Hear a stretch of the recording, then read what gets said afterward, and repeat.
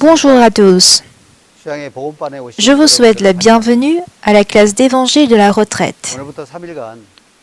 Pendant ces 3 prochains jours, nous allons ensemble parler de la parole de Dieu et étudier ce qu'est le péché, comment être pardonné de péché pour devenir juste,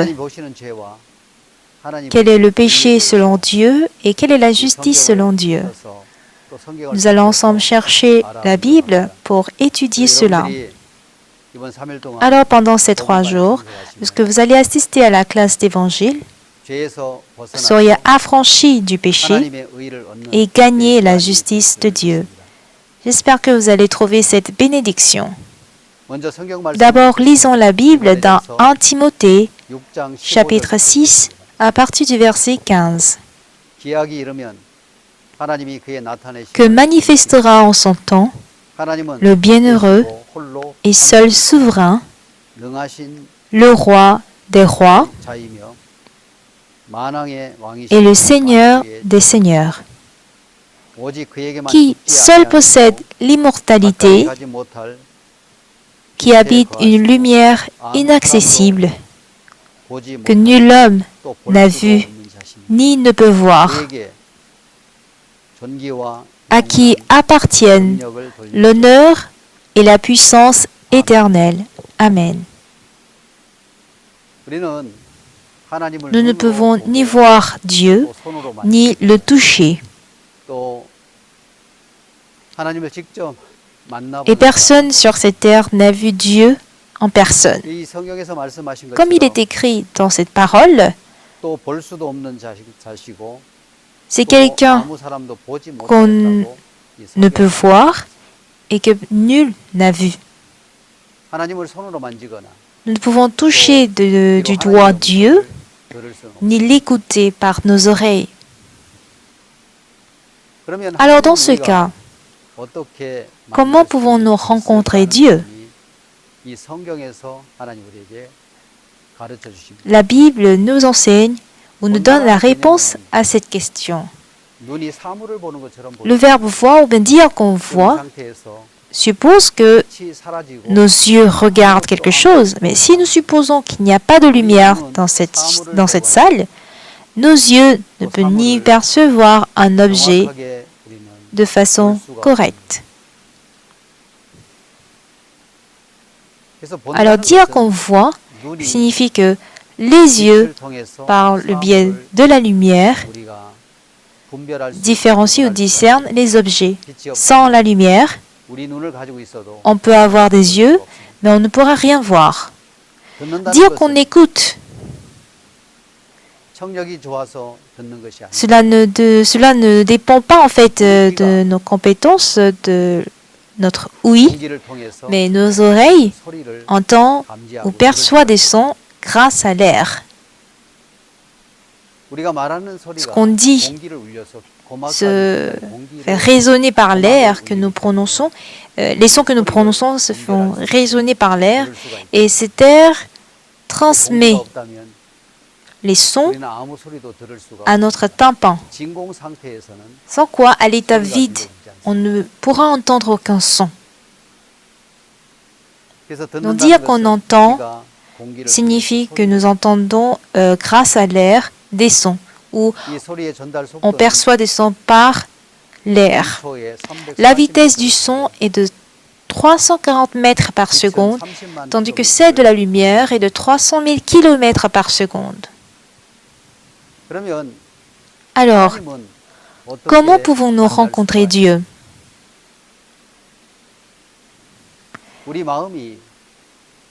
C'est par le biais de la Bible que nous pouvons rencontrer Dieu.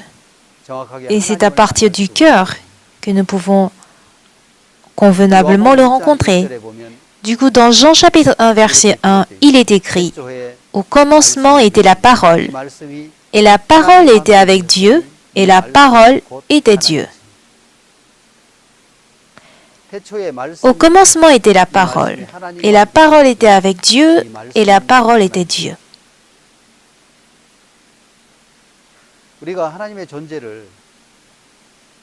Nous pensons que Dieu a une certaine forme à l'image de l'homme. Et la Bible dit que Dieu est un être que personne n'a vu ni ne peut voir. Dieu est un être que personne n'a vu ni ne peut voir selon les Saintes Écritures. Donc, la Bible contient donc le cœur de Dieu qui est invisible. Du coup, quand on ouvre la Bible, on découvre le monde de la foi. Nous pouvons l'expérimenter et écouter même le son de Dieu. En 2012, mon fils est venu me voir et un jour il me dit, « Papa, si tu comptes vivre avec des jeunes, tu dois changer ton portable tactile par un smartphone. » Papa, je vais le créer pour toi. Je vais ouvrir un smartphone. Donc, sortons. Alors, avec ma femme, nous sommes sortis pour aller au magasin de téléphone. Intérieurement, j'étais fière de mon fils. Mon fils venait d'avoir son bac et j'avais l'impression qu'il était devenu un président mature. D'où est-ce qu'il a eu l'argent pour me payer un portable? Et tout a été fait. Ma femme et moi avons tous reçu chacun un téléphone en cadeau. Mais après, je me suis rendu compte que les frais d'achat de ce portable étaient inclus dans la facture de chaque mois. En fin de compte, c'était moi qui l'avais payé, mais j'étais tout de même reconnaissant. C'était un samedi que j'ai eu ce portable et dimanche, lundi, j'ai assisté à une réunion importante. Mais mon portable s'est mis à sonner et j'étais perplexe. J'ai saisi avec mes deux mains ce portable, mais ce portable continuait toujours de sonner. Donc, qu'est-ce que j'ai fait? Je l'ai fourré sous mes fesses, mais ça continuait toujours pas à sonner. J'étais embarrassée. Si c'était mon ancien portable, je peux ouvrir le portable et en retirer la batterie, mais je ne savais pas quoi faire pour ce nouveau portable. Donc, heureusement, il y avait quelqu'un qui maîtrisait le smartphone à côté de moi. Je lui ai donné et il a pris les mesures sur le coup. En fait, il y a de faibles courants électriques qui fonctionnent sur l'écran et en connexion avec la main, le doigt ou même le courant passe, on pourrait, disons, manipuler le portable, mais je ne le savais pas au départ. Après la réunion, je suis rentrée chez moi, j'ai réfléchi. Si ça continue comme ça, je me retrouverai encore dans des situations perplexes comme aujourd'hui. Donc, j'ai fait sortir, ou bien j'ai cherché d'abord le carton dans lequel le portable était au départ. Quand je l'ai ouvert, il y avait un mode d'emploi créé par la compagnie Samsung. C'est dénommé Manual en anglais. Et pendant une demi-heure, j'ai lu le mot d'emploi pour savoir comment allumer, comment éteindre le portable, comment mettre le portable en mode silence ou en mode vibreur, comment appeler, décrocher aux appels. Et voici certaines choses que j'ai apprises. L'entreprise Samsung n'a pas seulement fabriqué des portables, ils ont aussi conçu des modes d'emploi d'utilisation de ce portable. Et c'est ainsi que Dieu a créé le ciel et la terre. Et Dieu a inséré aussi la sagesse de la vie dans la Bible, c'est-à-dire le mode d'emploi de vie dans la Bible. Du coup, quand on lit la Bible, on saura comment être affranchi du péché, comment être intime avec Dieu,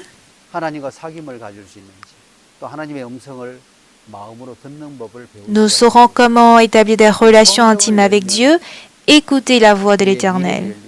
Dans la Bible, il y a même notre avenir, la sagesse capable de résoudre tous les problèmes. La Bible est aussi comme un manuel qui nous apprend, ou un mode d'emploi qui nous apprend à vivre, à mener la vie sur terre. Donc dire qu'on ouvre notre cœur vis-à-vis de la Bible signifie qu'on ouvre notre cœur vis-à-vis de Dieu. Donc du moment où nous acceptons le cœur de Dieu, ce cœur nous permet de mener une vie prospère et épanouie. La terre est 100% ouverte vers les cieux. Du coup, la terre accepte tout ce qui vient du ciel. Elle accepte par exemple la lumière. Elle accepte la lumière. Elle reçoit la lumière. Elle reçoit l'air. Elle reçoit même la pluie, l'eau de pluie. Et quand elle reçoit l'eau de pluie, elle ravive. Voilà pourquoi la terre est à 100% ouverte vers les cieux et quand elle le fait, elle reçoit la lumière et même la semence pour porter des fruits. Dire que la terre est ouverte vers les cieux montre que notre cœur aussi doit être ouvert vers Dieu. Dire que notre cœur est ouvert vers Dieu signifie que notre cœur est ouvert à la parole de Dieu et que nous sommes censés accepter la parole de Dieu.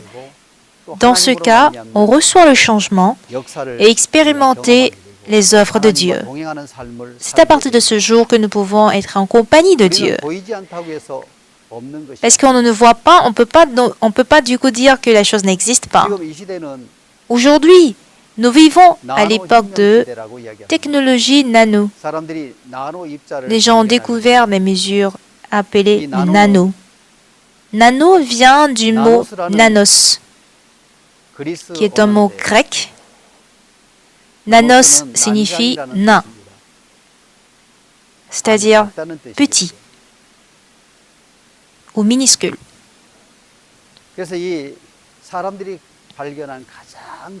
Donc, la plus petite mesure que les hommes ont découvert, c'est nano.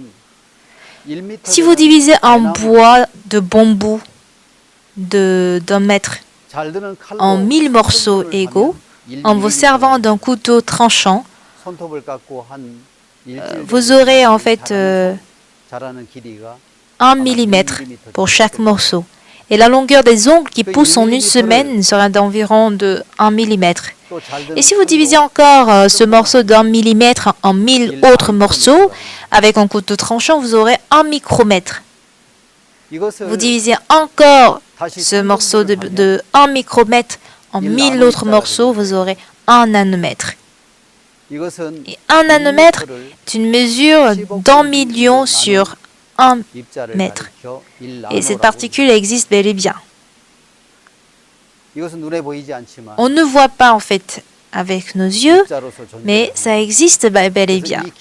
Donc c'est grâce à cette technologie qu'on peut inscrire l'Ancien et le Nouveau Testament dans nos cheveux.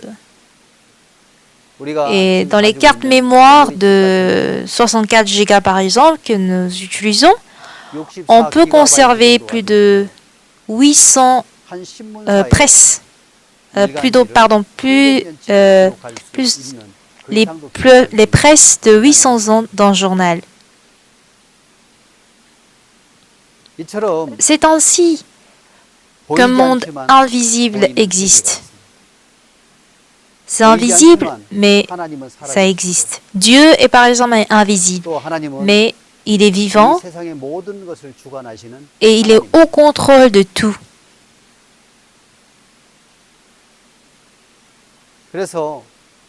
Voilà pourquoi aujourd'hui, cette découverte du nanomètre a apporté un grand changement dans notre vie et surtout ça a contribué dans le domaine de la médecine pour sauver la vie de plusieurs. En 2011, je ministrais à Séoul, puis on m'a affecté à Wonju. Et le premier dimanche, après le culte, une sœur est venue me voir, était venue me voir. Elle m'a dit, pasteur, mes valvules ont des soucis au point où je dois aller subir une intervention chirurgicale. Donc, je prie que tu puisses prier pour moi. Alors, j'ai prié pour elle. Et pour des interventions aussi graves, c'est dangereux, risquant. Du coup, j'ai eu des inquiétudes dans mon cœur. Mais le lendemain, j'ai reçu un coup de fil. Pasteur, l'opération a réussi. L'intervention a réussi et demain, après-demain, je sortirai de l'hôpital. J'étais surpris. Mais comment se fait-il que l'intervention a été passée très rapidement? Il y a très longtemps qu'on faisait en fait l'opération du cœur ou l'intervention cardiaque. On devait, disons, couper même les colonnes vertébrales, ouvrir ces colonnes pour faire sortir le cœur, l'opérer et le replacer. Donc, les interventions étaient très compliquées, complexes. Mais de nos jours, on a des robots médicaux qui arrivent aussi à faire des opérations minuscules grâce au nanomètre. On installe des caméras dans ce robot qu'on peut mettre même dans des artères et dans des veines. Et on tient cette intervention grâce à l'écran. La taille des globules blancs qui existent dans notre corps est de environ 12 à 20 micromètres. Et celle des globules rouges est de 6 à 10. Mais on crée des robots plus petits, minuscules que ça, qu'on insère dans les artères pour jouer le rôle de caméra. Et on se sert de cette caméra pour apporter les interventions. Et cette découverte a sauvé des vies qui sont censées mourir. Donc, grâce à la technologie de pointe, la durée de vie des hommes a été prolongée et les gens peuvent vivre ainsi en bonne santé. Ainsi, aujourd'hui, la durée de vie des Coréens, des Sud-Coréens, dépasse 100 ans. La durée de vie, la moyenne de vie des Coréens dépasse 100 ans. Et en cela, la technologie de pointe a joué un grand rôle.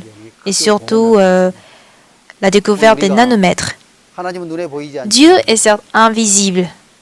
Et si nous découvrons Dieu et que nous pouvons garder Dieu dans notre cœur, si nous pouvons être en compagnie avec ce Dieu, choses impossibles dans notre vie seront possibles désormais dans notre vie et nous pouvons expérimenter l'œuvre de Dieu.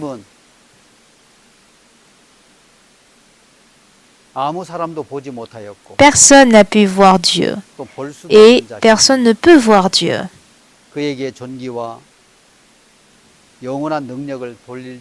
Mais c'est à lui qu'appartiennent l'honneur et la puissance éternelle. C'est ce que Timothée dit. Dieu est invisible, certes, mais il est vivant en nous. Et nous pouvons expérimenter les œuvres et la puissance éternelle venant de lui. Dans Hébreux chapitre 1, verset 1, on va lire. Après avoir autrefois, à plusieurs reprises et de plusieurs manières parlé à nos pères par les prophètes, Dieu, dans ces derniers temps, nous a parlé par le Fils, qu'il a établi héritier de toutes choses, par lesquelles il a aussi créé le monde, et qui, étant le reflet de sa gloire et l'empreinte de sa personne, et soutenant toutes choses par sa parole puissante, a fait la purification des péchés, et s'est assis à la droite de la majesté divine dans les lieux très hauts. devenu d'autant supérieur aux anges qu'il a hérité d'un nom plus excellent que le leur. Nous ignorons en fait qui est l'auteur qui a écrit les Hébreux, ni la période à laquelle il a vécu. Mais il y a longtemps,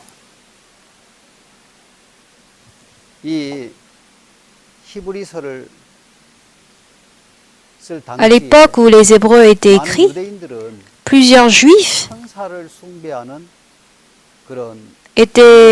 avaient en fait une religion où ils adoraient les anges. Donc il y avait plusieurs adorateurs des anges. Mais le livre des Hébreux, où celui qui a écrit les Hébreux a fait descendre les anges pour établir Dieu.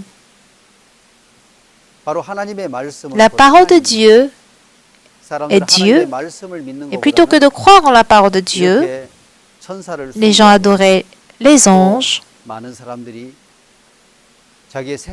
et tant de personnes vivent en croyant en leurs pensées. Donc, volontairement, ils ont fait descendre les anges. Il a fait descendre les anges dans le livre des Hébreux pour établir la parole. Et surtout dans chapitre 1, verset 1, et ainsi de suite, l'auteur nous en parle. Bien sûr que certains qui adorent toujours les anges existent aujourd'hui aussi, mais leur nombre est très très peu. Même s'il n'y a pas assez de gens qui adorent les anges aujourd'hui,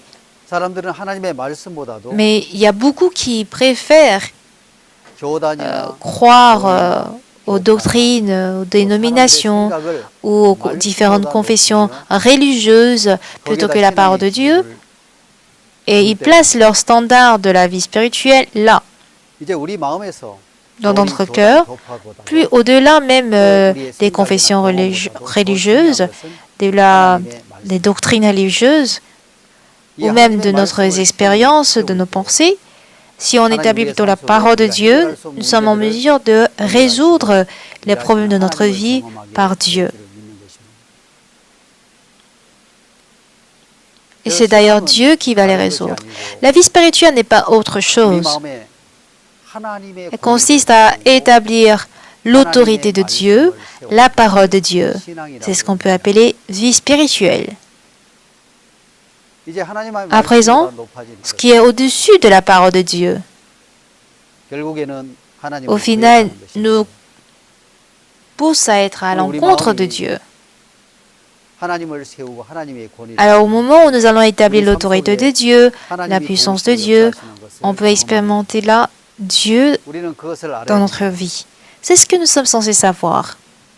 Dans ce monde, en fait, le train du monde a un peu changé. De génération en génération, la forme change, mais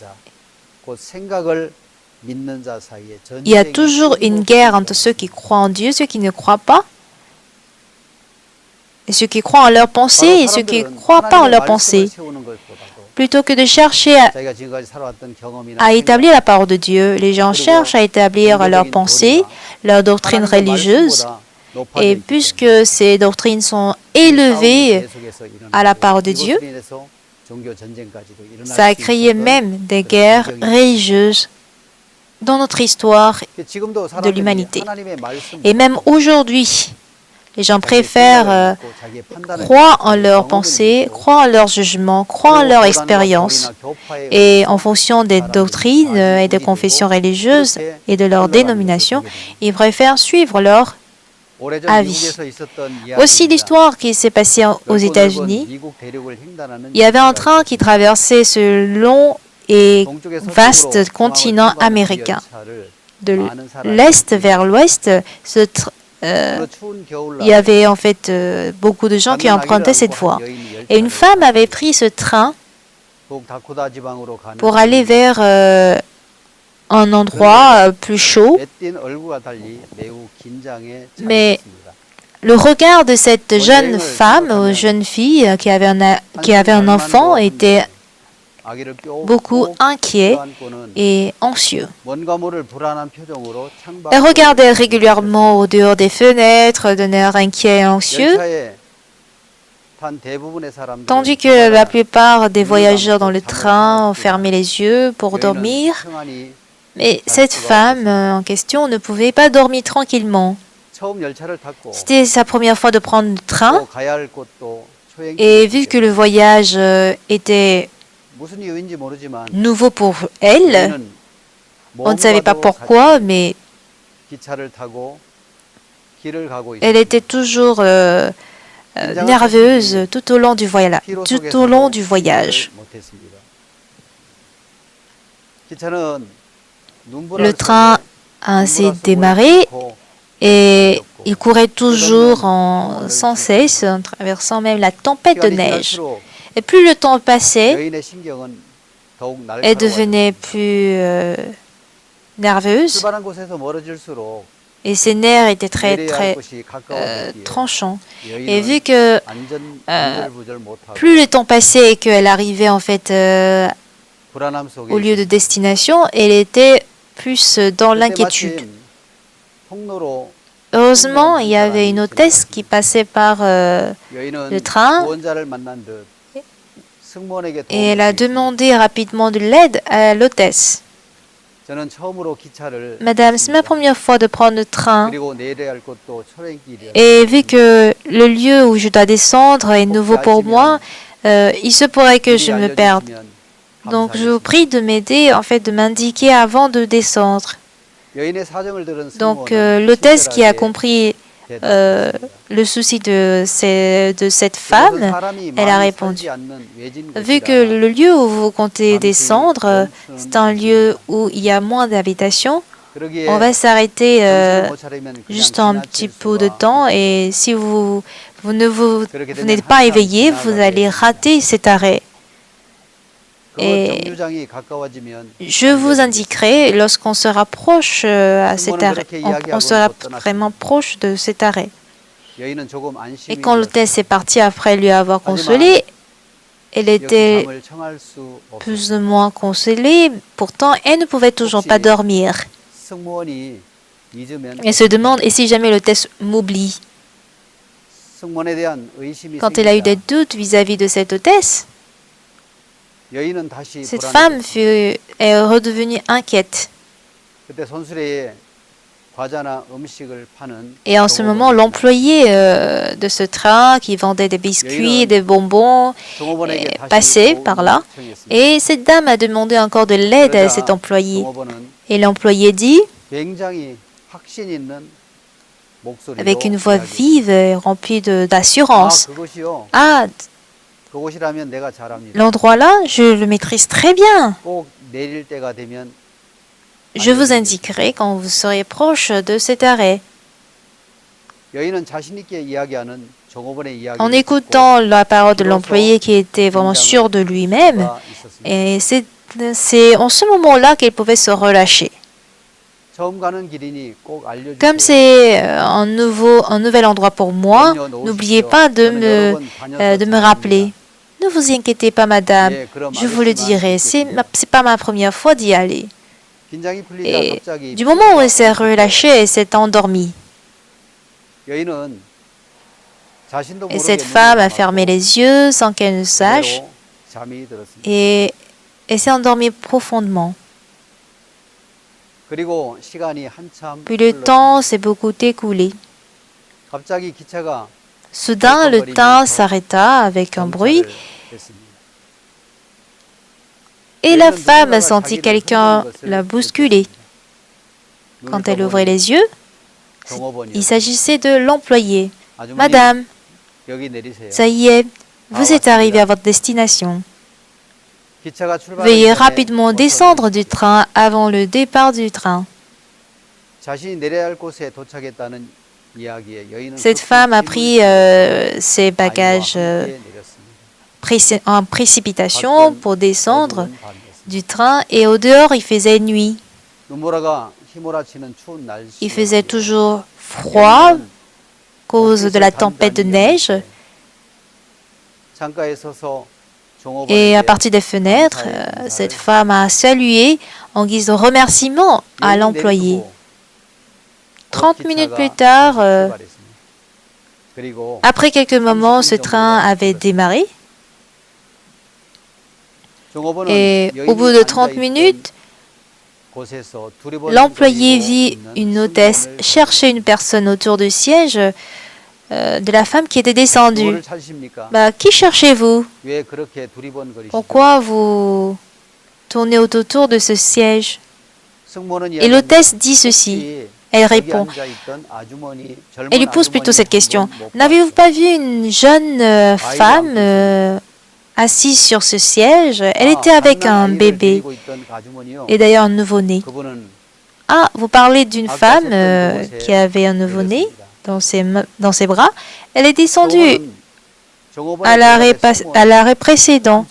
Et l'hôtesse fut étonnée. Mais quoi? L'arrêt précédent n'était pas un arrêt. C'est un endroit où le train charge son carburant en cas de besoin. Car, comme vous le savez, on a une longue route à parcourir. C'est une large plaine déserte, sans habitation. C'est à l'instant que l'employé a compris qu'il avait mal indiqué. Au prochain arrêt, il y a eu une équipe de secours.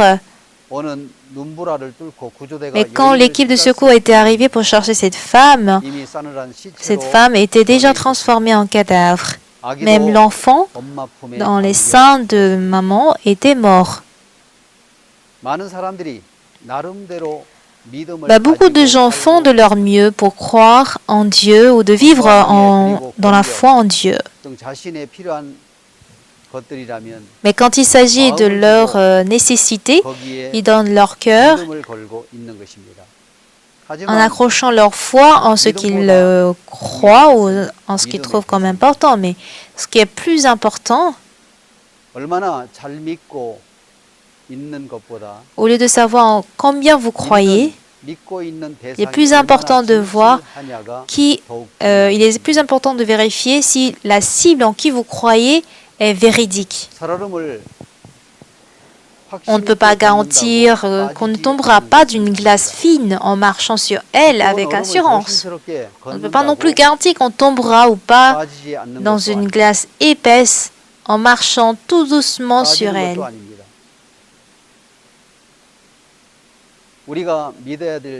Alors, quel doit être l'objet, le véritable objet de notre foi? En qui faut-il croire? Faudrait-on croire à l'employé ou à l'hôtesse? Nous avons ainsi deux objets. Il arrive des moments où nous devons choisir entre ces deux cibles. Va-t-on croire en la parole de Dieu qui est véridique ou croire en nos pensées? La parole de Dieu nous dit ceci.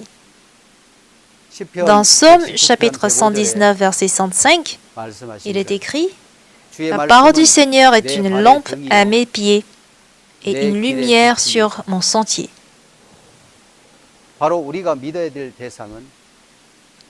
L'objet ou la cible en qui nous devons croire, ce n'est pas nos pensées qui changent toujours, mais il s'agit de la parole de Dieu. Se tenir du côté de la vérité signifie quoi?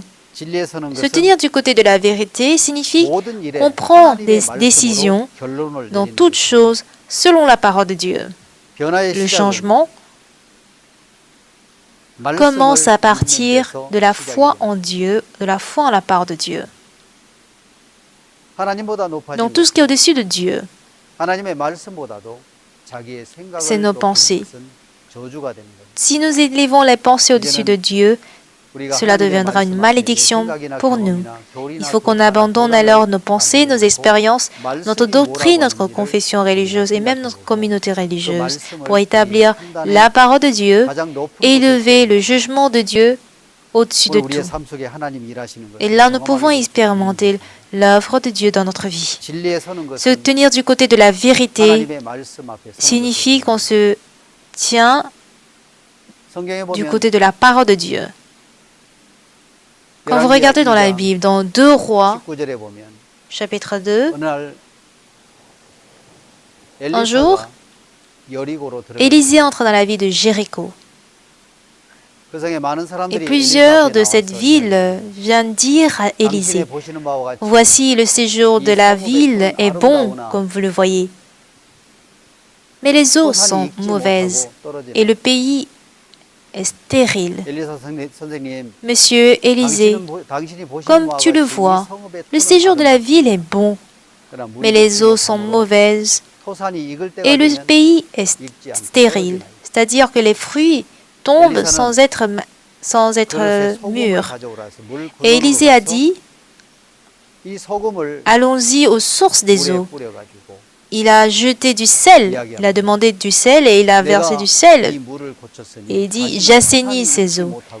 Désormais, il n'en proviendra plus ni mort ni stérilité.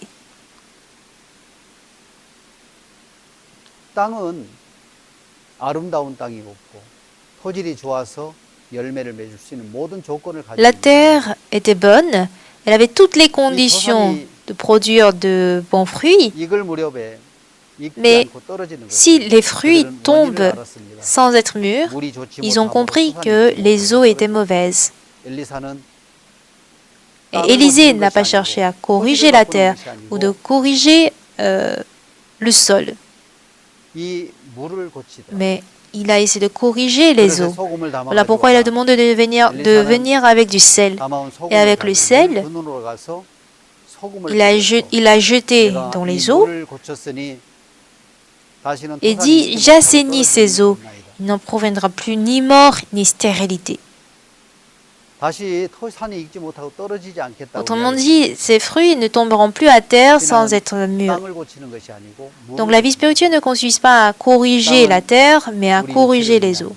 La terre représente nous, notre corps. Dieu a d'ailleurs créé notre corps à base de poussière et il a mis un souffle de vie. Il ne faudrait pas que nous cherchions à corriger les œuvres de notre corps. L'une, c'est les pensées de Satan et l'autre, c'est la parole de Dieu.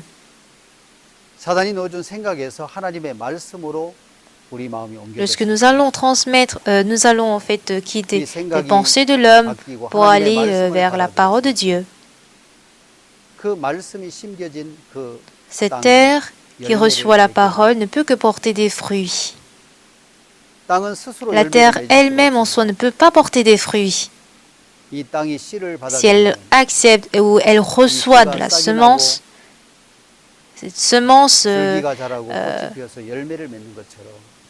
portera des fruits. Cette semence germera d'abord pour porter des fleurs, ensuite des fruits. Et lorsque nous semons ainsi la parole qui est la promesse, cette semence de la parole germera, portera des fruits aussi, après avoir porté des fleurs. Donc c'est ainsi que notre vie spirituelle consiste à établir la parole dans notre cœur. Quand Élisée est entré dans cette ville, les enfants sortirent de la ville et se moquèrent de lui en disant « Monte, chauve, monte, chauve ». Et lorsqu'Élisée s'est retourné pour regarder ses 42 enfants, il les a maudits au nom de l'Éternel. Alors 2 ours sont sortis de la forêt pour déchirer cruellement ses enfants.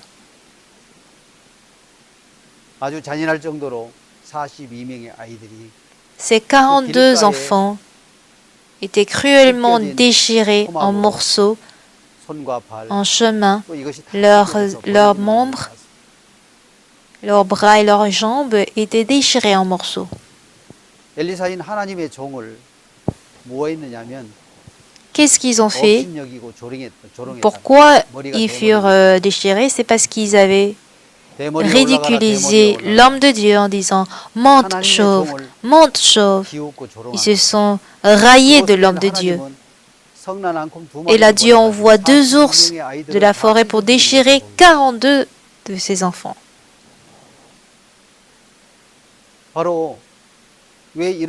Pourquoi nous connaissons cette fin?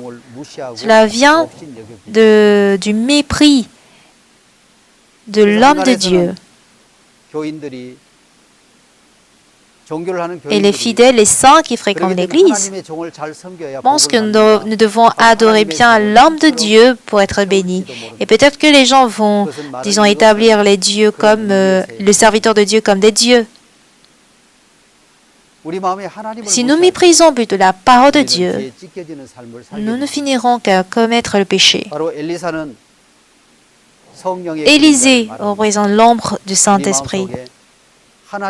Si nous méprisons la parole de Dieu et que nous méprisons la parole de Dieu, nous serions déchirés en morceaux.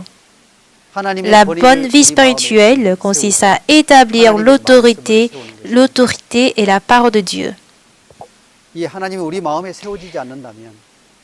Sans cela, nous ne pourrions que mener une vie de corruption. Alors la vie spirituelle consiste à se réjouir de ce que Dieu aime et de faire effacer ce que Dieu n'aime pas. Et là, le vrai changement se produira dans notre vie. Alors aujourd'hui, si nous nous tenons du côté de la vérité, nous verrions le travail de Dieu et l'expérience de Dieu. Se tenir du côté de la vérité, autrement dit, c'est de conclure en se basant sur la parole de Dieu. Le début du changement provient de l'établissement de l'autorité et de la parole de Dieu. Le changement provient de là. Et nous pouvons ainsi expérimenter l'œuvre de Dieu. Il faut que nous soyons simples vis-à-vis de la parole aujourd'hui. Cette Bible nous dit, dans Psaume chapitre 8, verset 2, « Par la bouche des enfants et de ceux qui sont à la mamelle, tu as fondé ta gloire pour confondre tes adversaires, pour imposer silence à l'ennemi et au vindicatif. » Dieu dit que par la bouche des enfants et de ceux qui sont à la mamelle, il a fondé sa gloire. À travers les enfants et ceux qui sont à la mamelle, il a fondé quoi? Il a fondé sa gloire pour confondre ses adversaires, nos adversaires. La gloire de Dieu se manifeste par la bouche des enfants et de ceux qui sont à la mamelle. Les enfants et ceux qui sont à la mamelle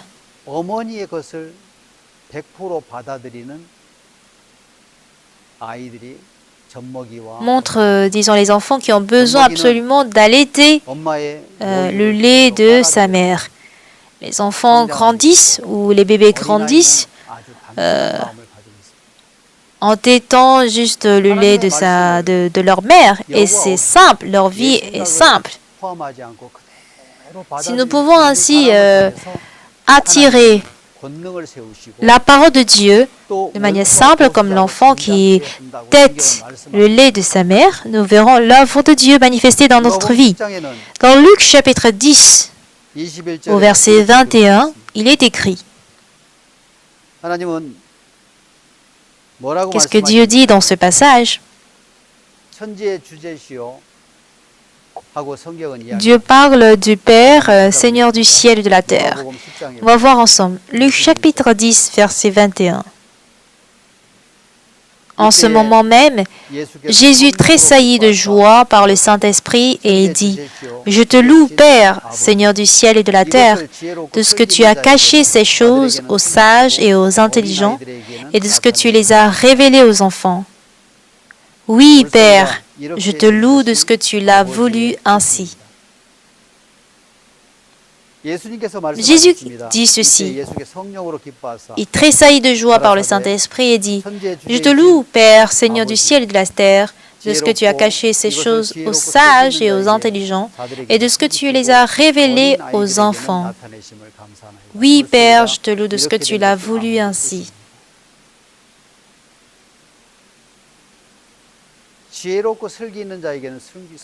Il a caché ces choses aux sages et aux intelligents, et il les a révélées aux enfants.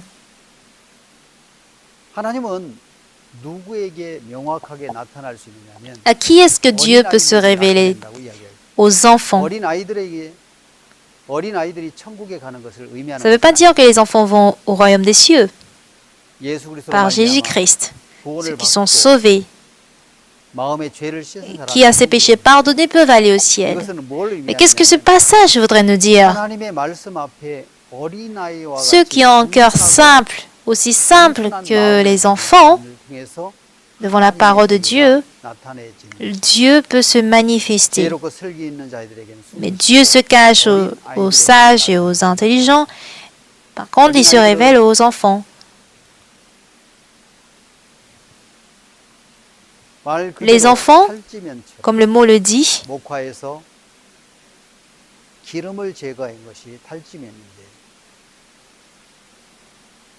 si on enlève de l'huile du papier où on écrit des calligraphies, on se sert en fait d'un certain papier particulier.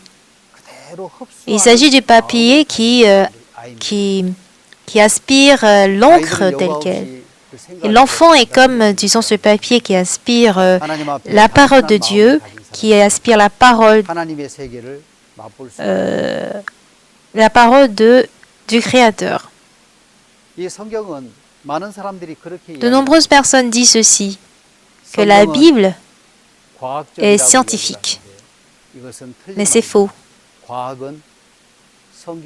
C'est plutôt les sciences qui sont bibliques.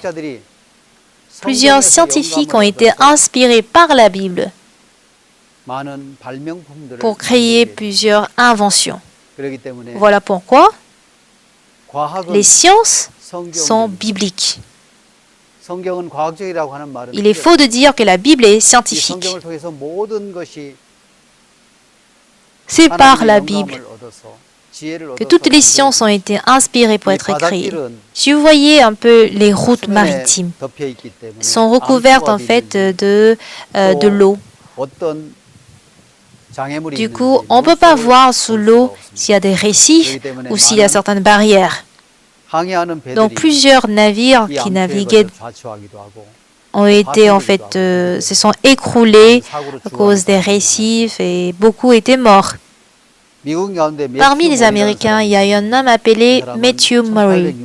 Il est né en 1765 et il est décédé le 20 février 1826. Il était un capitaine. Il naviguait et quand il a eu un accident, il était hospitalisé, il ne pouvait pas bouger. C'était un croyant. Du coup, quand son fils était auprès de lui pour prendre soin de lui, il lui a demandé de lire la Bible. Et son fils avait lu Psaume chapitre 8, verset 9. Les oiseaux du ciel et les poissons de la terre, les oiseaux du ciel et les poissons de la mer, tous ceux qui parcourent les sentiers des mers. Cette parole est entrée dans son cœur. Les oiseaux du ciel et les poissons de la mer, tous ceux qui parcourent les sentiers des mers. Quoi? Qu'il y ait des sentiers des mers? Ça veut dire qu'il y a aussi des routes sous la mer. C'est ce qu'il a découvert. Si la Bible mentionne les sentiers des mers, ça veut dire qu'ils existent. Donc quand il fut sorti de l'hôpital, qu'est-ce qu'il a étudié? Il a étudié les routes maritimes. Et en 1855, il crée le couloir maritime qui traverse l'océan Atlantique du Nord et la station météorologique pour la première fois. Il était même le premier à dessiner la carte des routes maritimes. Cela a permis de raccourcir plus de temps de voyage. Et si on maîtrise les courants marins, le bateau ou les navires peuvent avancer plus vite. Si ces inventions ont donné beaucoup d'aide et de changements à tous les marins. Après son décès, en vue de commémorer ses inventions et contributions, l'État de Virginie a créé un parc en son nom parce qu'il a inventé les routes maritimes. Il a aussi créé la station météorologique. Donc, en Virginie, qu'est-ce qu'il a été créé? Un parc en son nom et une inscription sur son monument. Il est écrit, l'inscription dit ceci: ce découvreur des routes maritimes était un génie qui fut le premier à trouver les règles des océans, les lois des océans et de la mer. Tous les navigateurs de la mer et toutes les générations qui regarderont ces routes maritimes se souviendront toujours de lui à chaque voyage dans la mer. Il déclare que Somme, chapitre 8, verset 9, Somme, chapitre 107, verset 23-24, et Ecclésiaste, chapitre 1, verset 7, lui ont donné l'inspiration de ses œuvres. Voici ce qui a été inscrit sur son monument. S'il a pu découvrir d'autant de choses, c'était grâce à Somme 8, verset 9. Les oiseaux du ciel et les poissons de la mer, tout ce qui parcourt les sentiers des mers. Il fut inspiré par la Bible et il fut l'une des personnes qui a fait de grandes inventions. Une autre personne, il s'agit d'un docteur gynécologue anglais et chirurgien. Il s'appelle James Simpson. Il est né le 7 juin 1811 et il est décédé le 6 mai 1870. Quand tant de personnes en fait accouchent, quand il s'agit des femmes, et quand d'autres se blessent, ils ont besoin de se faire opérer. Et surtout,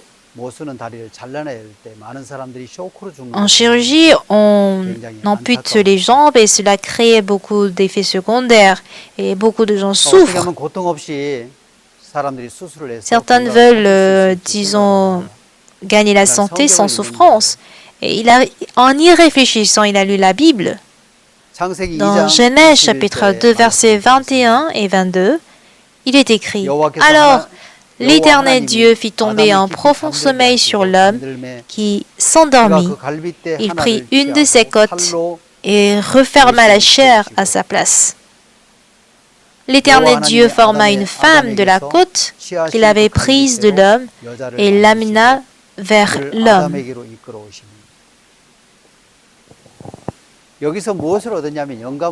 Alors, il fut inspiré en lisant ce passage.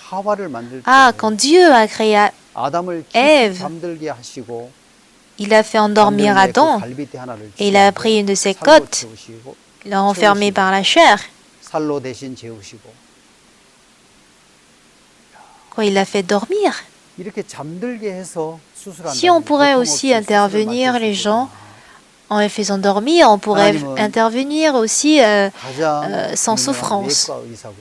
Et cet homme, il a dit que Dieu est le plus grand chirurgien au monde. Comment il a pu faire dormir Adam et créer Ève à partir de lui? Dans ce cas, ça veut dire que Dieu a certainement préparé une matière de faire endormir les gens. Il a cherché encore et encore. Au bout de ses recherches, il a trouvé une matière appelée chloroforme.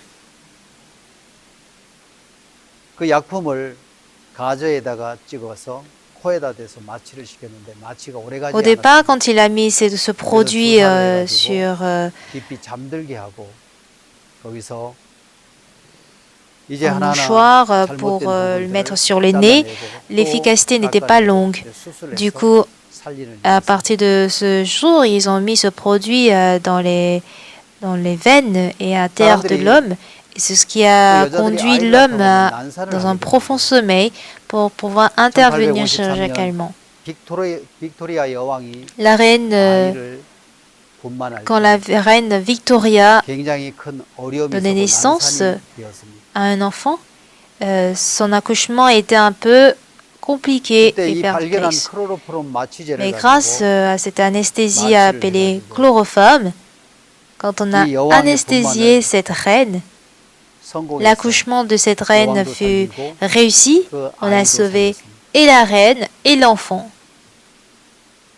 그래서 이 클로로폼 Donc 마취법이 l'anesthésie 공인되었고 chloroforme a été, 모든 disons, 사람들에게 이 혜택이 autorisée officiellement et que cet avantage 그의 말년에 fut annoncé dans le 제자들이 monde 와서 entier, fut 그에게 profité 물었습니다. par le monde entier. 어떤 질문을 했냐면 선생님 지금까지 Donc on lui a posé 발견한 cette 것 question. 중에 Quelle 가장 était 위대한 la plus 큰 grande 발견은 invention 무엇이라 생각하십니까?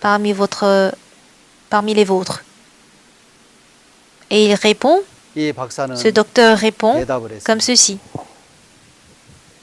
나의 가장 큰 발견은 La plus grande 내가 découverte 큰 죄인이라는 사실과 parmi toutes mes 예수님이 découvertes, la plus grande 나를 découverte est celle 구해주신 큰 구원자라는 du fait que 사실입니다. j'ai compris que j'étais pécheur et 제자들은 que Jésus-Christ 클로로폼 a 발견이 가장 큰 lavé 성과며 tous mes péchés. 큰 발견이라고 Les 이야기할 줄 알았는데 disciples de ce docteur pensaient qu'il allait dire que c'est la 그의 découverte du 대답에 chloroforme, 깜짝 놀라게 mais 되었습니다. sa réponse avait étonné plusieurs de ses disciples. 하나님으로 말미암아 영감을 얻어서 C'était par Dieu qu'il fut inspiré 하나님과 연결된 et le 마음은 cœur connecté à 우리가 Dieu 해결할 수 없는 문제뿐만 peut 아니라 non seulement résoudre les 가장 problèmes 귀한 que nous 것을 pouvons résoudre, 우리가 경험하게 mais ça nous 됩니다. permet d'expérimenter la 우리가 chose la 하나님과 plus 연결되고 précieuse. 말씀과 Si nous 연결된 pouvons 삶을 être, 살아갈 disons, 때 connectés à la 우리 parole, 인간으로 할 수 없는 connectés à 모든 Dieu, 일들을 이루시고 Dieu peut nous permettre d'accomplir des 하나님의 choses impossibles à l'homme 능력을 et 경험하게 expérimenter 됩니다. l'œuvre et la puissance de Dieu. 그래서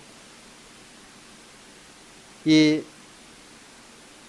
매튜 머리라는 Ainsi, cette 사람과 personne appelée Matthew Murray 제임스 et James 심슨이라는 Simpson, 이 내과 의사, ce 또 docteur, 산부인과 의사, disons gynécologue, 이들은 ces deux 성경의 말씀에서 personnes furent 영감을 inspirées 얻어서 par les paroles de la Bible. 많은 사람의 생명을 건지는 일에 하나님과 연결된 마음으로 발견된 해로 지도나 Ils ont, disons, découvert et inventé des courants maritimes ou bien de l'anesthésie 또 appelée 많은 사람들에게 chloroforme. 혜택을 주는 Ils ont été 그런 utilisés 훌륭한 의사와 grandement pour sauver la vie de plusieurs.